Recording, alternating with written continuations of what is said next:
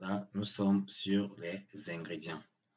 Donc, les nutriments, à savoir énergie, protéines, lipides, minéraux et vitamines que nous venons de voir sont apportés par des ingrédients. Les ingrédients sont divisés en catégories en fonction des nutriments principaux qu'ils apportent. Je tiens à dire aussi que ce n'est pas quelque chose qui est figé dans la glace. Ce n'est pas pour dire qu'un nutriment va seulement apporter de l'énergie ou bien seulement apporter des protéines. Non.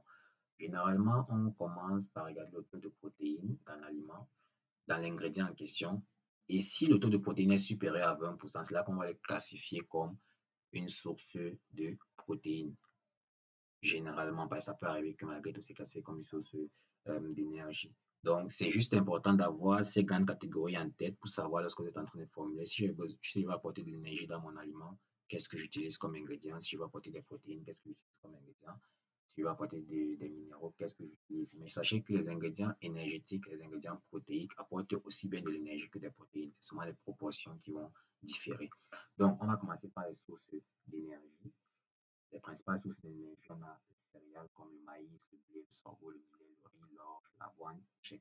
Ce qu'on trouve chez nous, généralement le maïs, le blé, le sorgho, le millet. Il y a différentes variétés, maïs blanc, maïs rouge, millet tendé, du sorgho rouge, millet aussi. Il y a aussi le mil, voilà, qu'on peut voir chez nous. Et comme je disais, ces céréales sont certes riches en énergie, mais elles apportent quand même une quantité de protéines. C'est pas qu'il n'y a pas de protéines à l'intérieur, mais la quantité de protéines est inférieure à 20%, donc on les classifie dans les sources d'énergie. Maintenant, après les céréales, on a les sous-produits de céréales, comme le son et grits de maïs, remoulage de blé, son et balles de riz, etc., son de sorgho, son de mil, tous ces ingrédients qui sont issus de la minoterie et qu'on peut utiliser pour alimenter les animaux qui sont généralement moins chers que d'utiliser les céréales entières. Et aussi qu'il n'y a pas de compétition avec l'homme. Parce que le danger souvent de l'élevage, c'est qu'on prend la nourriture que l'homme peut manger. L'homme peut manger le maïs et on donne aux animaux. Ce qui fait que bon, c'est un peu compliqué en termes de durabilité. Aussi, les autres sources d'énergie qu'on peut avoir facilement, il y a les tubercules et les racines. Les tubercules, on va avoir le manioc qui est bien disponible chez nous, la patate douce aussi, et la pomme de terre qui apporte de l'énergie.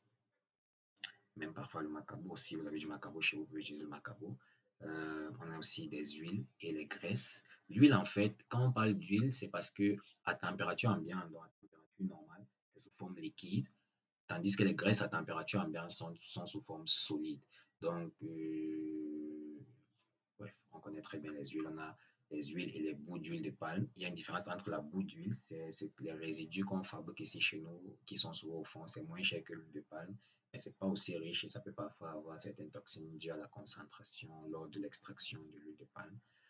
Il y a également l'huile de coton, l'huile de soja, l'huile de tournesol, l'huile de poisson, l'huile d'arachide, les graisses de volaille, les graisses de porc également, qui sont issues des abattoirs.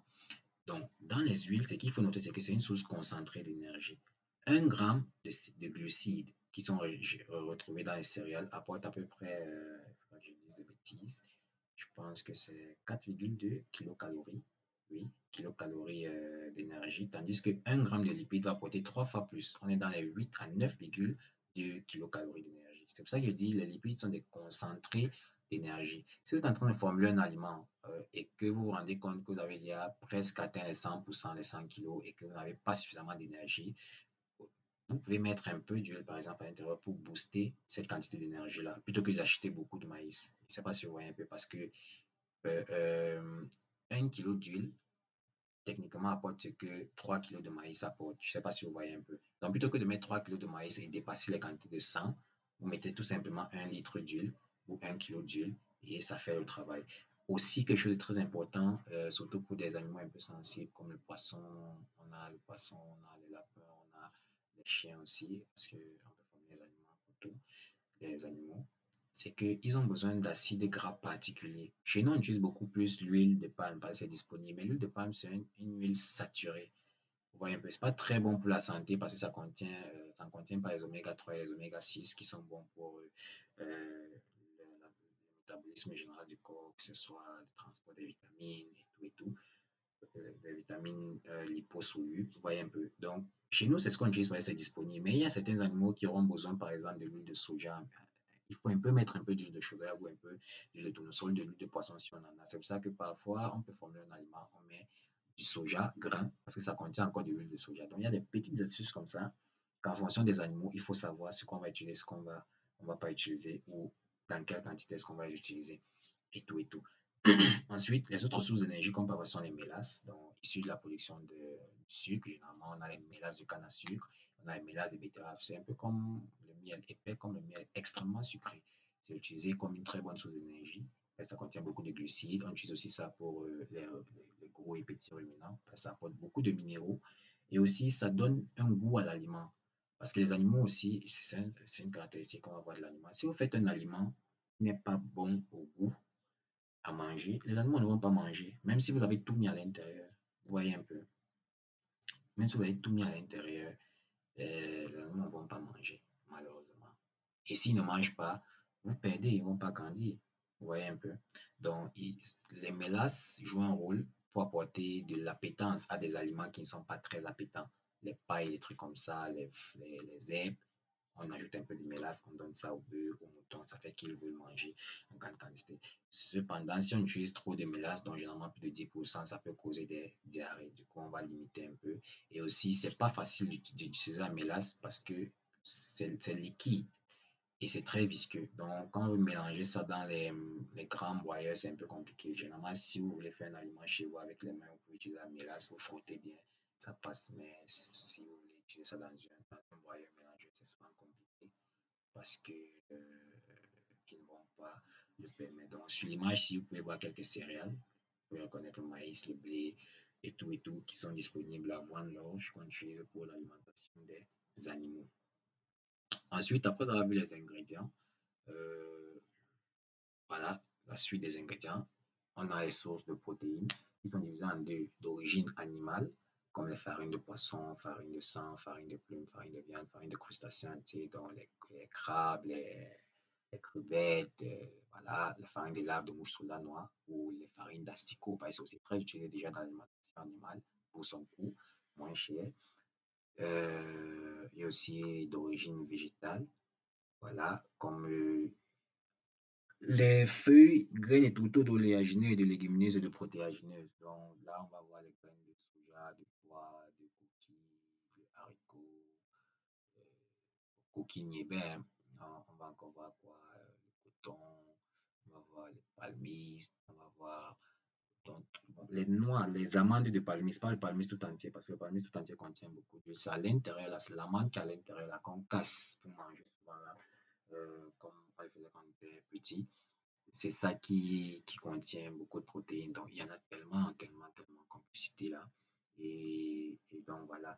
La différence entre les sources de protéines d'origine animale et les sources de protéines d'origine végétale, c'est généralement que les sources d'origine animale contiennent plus d'acides aminés essentiels pour les animaux. Vous voyez un peu. Tandis que les sources d'origine végétale ne vont pas contenir autant d'acides aminés essentiels. Donc, ça va souvent manquer en lysine et en méthionine. Ça peut être riche en tryptophane. Mais les sources d'origine animale, ça contient beaucoup d'acides aminés. C'est ça qui est bien. Mais il faut pas aussi trop en utiliser. Il faut pas aussi trop en utiliser pour nourrir les animaux. Il faut trouver le bon mélange. Il y a souvent des restrictions en termes de l'utilisation de la farine de poisson. On limite à 8% chez les porcs. On limite à 6%, 7%, parfois 8% aussi chez la volaille pour éviter que les, les produits comme les œufs ou la viande ne développent une odeur de poisson. Les farines de plume doivent être hydrolysées parce que si on écrase juste comme ça, bon, la kératine qui la compose n'est pas très digestive, donc il faut l'hydrolyser, des trucs comme ça. La farine de viande, bon, chez nous, c'est pas très répandu, mais il y a déjà la farine de sang. Il y a la farine de sang chez nous qu'on peut aussi utiliser, qui est très riche en protéines. Donc voilà, il y a aussi l'utilisation des asticots pour nourrir. Mais je dis bien la farine d'asticot, pas les asticots crus. La farine d'asticot et non les asticots crus, parce que les asticots crus ne contiennent pas beaucoup de protéines. Ça contient à peine 20% de protéines. Même 20%, c'est même 20. C'est pas vraiment 20, parce que ça contient trop d'eau. Trop d'eau. Trop d'eau. On va voir ça devant. Tous les ingrédients qui contiennent trop d'eau là sont évités. C'est mieux d'utiliser les ingrédients qui sont bien secs, qui sont suffisamment secs en tout cas. Donc on va voir ça un peu plus en avant. Maintenant, on a aussi les sources de minéraux. On a les sources de minéraux qui... non, là, j'ai confondu. OK. Donc, on a plutôt, ici en haut, c'est plutôt les sources de vitamines qui vont venir des céréales, qui vont venir des fruits, qui vont venir des végétaux. Donc, les minéraux se trouvent un peu partout, dans presque tout ce qu'on mange. Les légumes, les fourrages, le lait, les sous-produits animaux, les rayons de soleil pour la vitamine D, les bactéries, les légumes, les additifs synthétiques. Dans ma préférence, les laitiers synthétiques sont plus intéressants parce que ça vous dit un peu la quantité de minéraux, de vitamines qu'il y a dans la quantité de substances ou de poudre que vous voulez mettre. Or, les fruits, les céréales et tout, on ne connaît pas, ça varie beaucoup et vous ne pouvez pas être sûr de ce que ça apporte. Donc, c'est pour ça que moi, je vais toujours recommander l'utilisation de vitamines de synthèse, les amines totales, les Vitalac, tout ça. Vous utilisez ça, les prémix des vitamines là, et vous êtes tranquille. Vous n'avez pas besoin de mettre beaucoup, 0,25% dans l'aliment, ça suffit largement. Maintenant, il y a aussi les sources de minéraux. Comme je dit, on inverse ici. Les sources de minéraux naturels, on a les coquilles d'huile, coquilles d'œufs, coquilles d'escargot, exosquelettes de crustacés, calcaire, sel, os et tout ce qu'on peut citer de naturel. Maintenant, synthétique, on a le carbonate de calcium, les phosphates monocalciques, bicalciques, tricalciques, bicarbonate de soude, du permanganate de potassium, etc., etc. Bon, là, vous partez vraiment, vous renseignez auprès dans votre provider quelqu'un pour les minéraux et on va vous expliquer tout ça.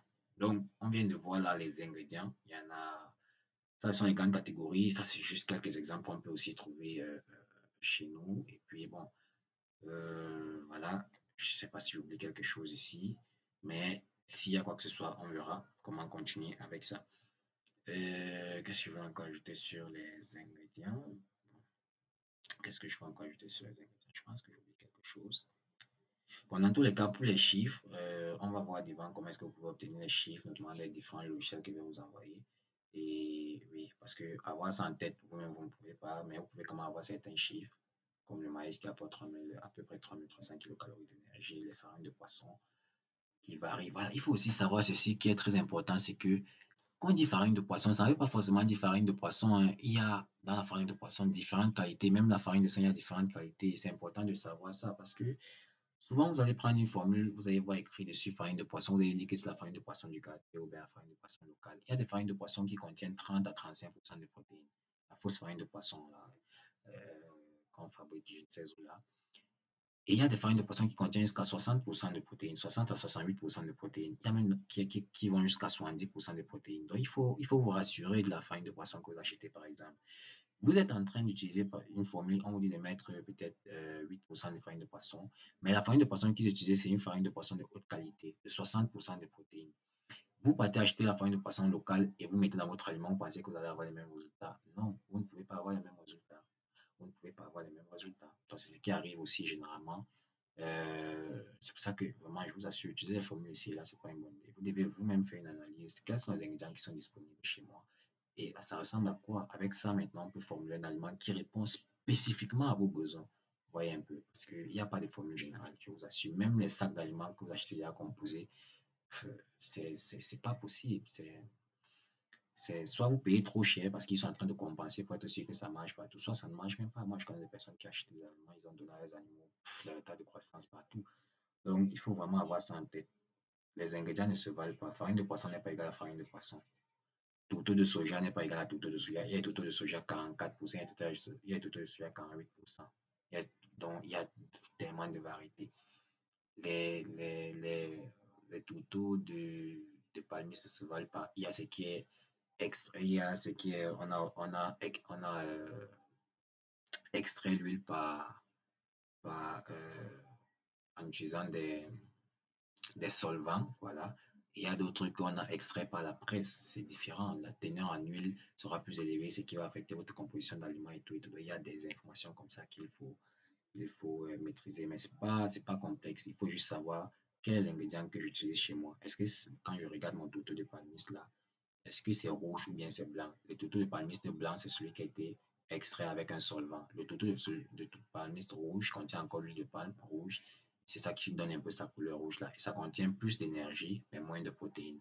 Donc voilà un peu comment vous pouvez faire la distinction. Et souvent, ce qui est extrait avec la presse contient encore les coques. Et les coques là ne sont pas du tout digestibles. Donc c'est souvent mieux de prendre celui qui est blanc, qui est beaucoup plus riche en protéines. Donc les petits détails comme ça que, bon, on va voir comment on va faire ça par la suite pour que vous maîtrisez ces particularités-là. OK.